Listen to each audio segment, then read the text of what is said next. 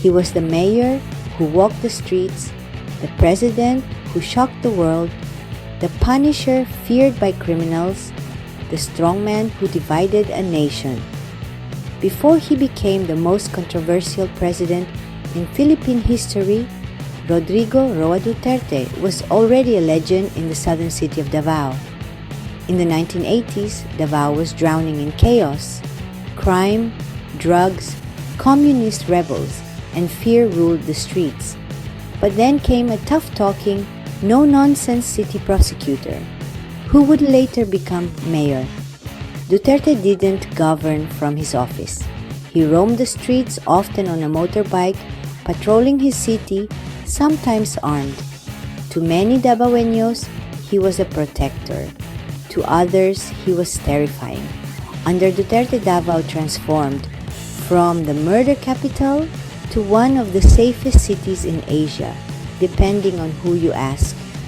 He was loved for his action, feared for his methods. Curfews were enforced, crime rates dropped, and discipline returned. But in the shadows, whispers grew louder about extrajudicial killings, about a so-called Davao death squad, and about a mayor who ruled like a warlord. Duterte never denied it completely. In fact, he often smirked when called the Punisher. "You commit a crime in my city, you die." Those were his words. The man who ruled Davao for over 2 decades was not just building a city, he was building a name, a myth, a movement. The world began to notice Duterte when he was labeled the Punisher by Time magazine, a mayor who wasn't afraid to talk about killing criminals. Critics accused him of running the Davao Death Squad, a group allegedly behind hundreds of summary executions. He answered not with denial, but with defiance. "If you are doing drugs in my city, I will kill you. That's a promise." Some saw a man of action. Others saw a human rights nightmare. But the people of Davao kept voting for him. They didn't care about international opinion, they wanted results, and Duterte delivered it his way.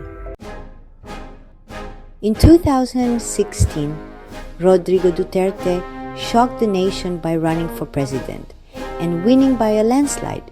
No fancy speeches, no polished image, just raw, uncensored words and a promise to wipe out crime and corruption in 6 months. His campaign was wild, brutal, honest, and strangely refreshing to many Filipinos tired of traditional politicians. Duterte declared martial law in Mindanao after the Marawi siege. He threatened to abolish agencies that defied him. He pushed for federalism. He centralized power like no other president since Marcos. Yet, despite the fear, millions still loved him. To the poor, he was their voice. To the powerful, he was their warning. He joked about death, insulted critics, and ruled with an iron fist. But every insult only made him more popular. Duterte was not just a president. He was a movement, a symbol of strong leadership in a country hungry for order. Rodrigo Duterte stepped down with high approval ratings, a rare feat in Philippine politics, but his legacy remains deeply divided. Was he a savior of the masses or a violator of rights, a patriot or a tyrant in disguise? One thing is sure, Duterte changed the game. His rule reshaped the image of power in the Philippines. And as his daughter, Sara, rises in the political arena, the Duterte story might just be far from over. Rodrigo Duterte, mayor, president, punisher, strongman. Love him or hate him, you cannot ignore him. Reports estimate that thousands were killed, many under unclear circumstances. the government defended the campaign, citing reduced crime rates, while human rights groups and international organizations condemned it as a violation of human rights. The International Criminal Court later opened an investigation into alleged crimes against humanity. Duterte took a bold stance in foreign policy. He distanced the Philippines from the United States, a longtime ally, and sought closer ties with China and Russia. His approach to the South China Sea dispute was controversial, choosing diplomacy over confrontation, which divided public opinion. Despite controversies, Duterte's administration focused on economic growth. His Build, Build, Build program aimed at massive infrastructure development. Roads, bridges, and airports were built, boosting the economy and creating jobs. However, critics pointed out that some projects were delayed or had issues with funding and execution. Duterte was known for his clashes with the media. In 2020, ABS-CBN, the country's largest television network, was forced to shut down after failing to renew its franchise. Journalists, including Nobel Prize-winning Maria Ressa, faced legal battles. Many saw these as attacks on press freedom, while the government argued it was just enforcing the law. Duterte's leadership was further tested during the COVID-19 pandemic.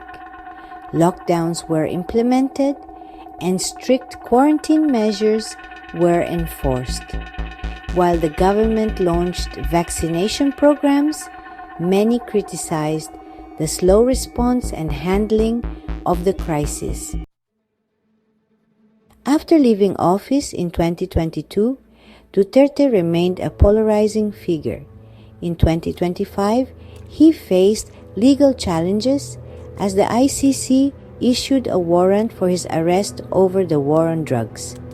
Supporters defended him, arguing that he was protecting Filipinos from crime, while critics demanded justice for the victims.